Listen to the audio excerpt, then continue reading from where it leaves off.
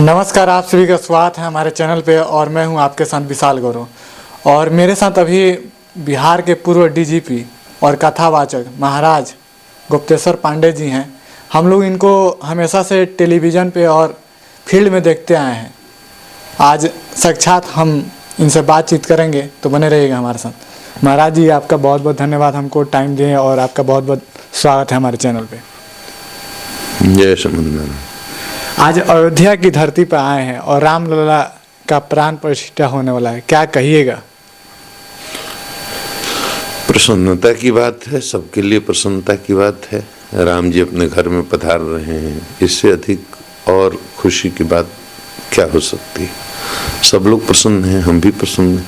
हम राम की कथा गाते हैं, राम के भक्त हैं, हम थोड़ा अधिक प्रसन्न हैं। बहुत सारे लोग इस देश में जो विपक्ष के हैं वो सवाल उठा रहे हैं कि ये भाजपा का इवेंट बनकर आ गया है। आप एक कथावाचक हैं, सामाजिक दृष्टि से जुड़े हुए हैं, किस तरह से देखते हैं इस चीज़ को?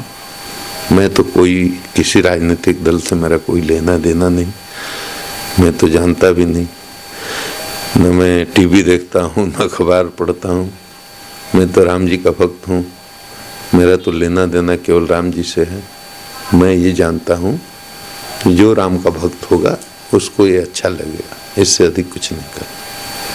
अच्छा महाराज जी, एक थोड़ी सी आपके पिछले जीवन के बारे में बात कर लेते हैं कि आज आप कथा वाचन करते हैं, आईपीएस थे, डीजीपी भी रहे। एक हर लड़के का सपना होता है आईपीएस बनता है तो डीजीपी रैंक तक जाए। उसके बाद से आपने फिर रिजाइन भी दिया और बहुत सारी चीज़ों से आप चर्चा में भी रहे।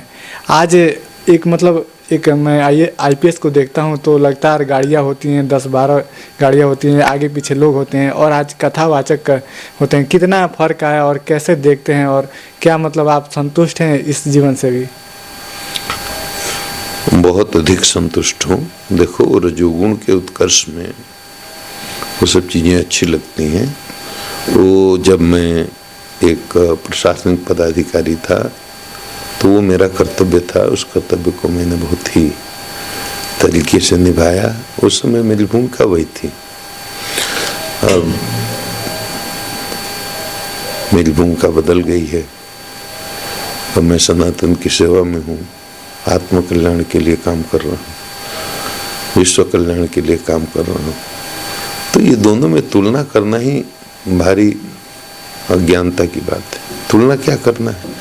बच्चा छोटा रहता है तो खिलौने से खेलता है, थोड़ा बड़ा होता है उसकी रुचि खिलौने में नहीं रहती है, किसी और चीज़ में होती है। फिर जवान होता है, उसकी रुचि और किसी चीज़ में होती है। फिर वो बूढ़ा होता है, उसकी रुचि और किसी चीज़ में होती है। तो समय परिस्थिति के साथ आदमी की रुचि बदलती रहती है और उसकी प्रवृत्ति बदलती रहती है। और अभी मैं जिस काम में लगा हूँ वो बहुत बड़ा काम है। वो एक डीजीपी के काम से बहुत बड़ा काम है। संपूर्ण मानवता की सेवा करना, संपूर्ण विश्व की सेवा करना, संपूर्ण प्राणियों की सेवा करना, अपने आत्म कल्याण के माध्यम से अपने स्वयं को जानना, बहुत बड़ा काम है। तुलना नहीं करना चाहिए। आपने कभी सोचा था कि कथा वाचन भी करेंगे हम और भगवान की सेवा भी करेंगे बचपन में? हाँ, सोचा था, बहुत बार सोचा था। अचानक ऐसा नहीं होता। आप इतने बड़े पद से शैक्षिक सेवानिवृत्ति लेकर के दुनिया के बहुत सारे काम कर सकते हैं। किसी कारपोरेट कंपनी में काम कर सकते हैं, कोई बिजनेस व्यवसाय का काम कर सकते हैं और कुछ भी कर सकते हैं। लेकिन साधु बनना इतना आसान नहीं होता, बहुत पुरुषार्थ की आवश्यकता होती है, अपने अहंकार को त्यागने की। और एक तरह से अपने स्वभाव पर विजय पाने की, स्वभाव विजय बहुत बड़ा पुरुषार्थ है। पूरे तरह से अपने स्वभाव को, अपने संस्कार को, अपने आदत को, अपने व्यवहार को, अपने सोच को बदलना सबके लिए इतना आसान नहीं होता। पूर्व जन्म के संस्कार से और गुरु की कृपा से और ईश्वर की कृपा से ही होता है। मैं बिहार के बहुत सारे युवाओं को देखता हूं कि आप आईपीएस रह चुके हैं और आज मतलब सिविल सेवा सर्विसेज की तरफ लगातार 5 साल 6 साल लगा देते हैं, तो क्या ये सही है और युवाओं को क्या मार्गदर्शन करिएगा? देखो, ये जीवन केवल आईएएस आईपीएस बनने के लिए नहीं है।